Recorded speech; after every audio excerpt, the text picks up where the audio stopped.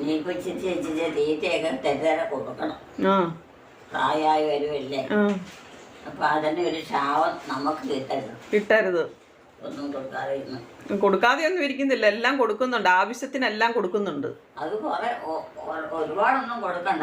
ഒരു നേരം 2 നേരം കൊടുക്കാനുള്ളത് 3 നേരമായിട്ടങ്ങ് കൊടുത്തേക്കണം. 3 അല്ല 4 നേരമൊക്കെ കൊടുക്കുന്നുണ്ട്.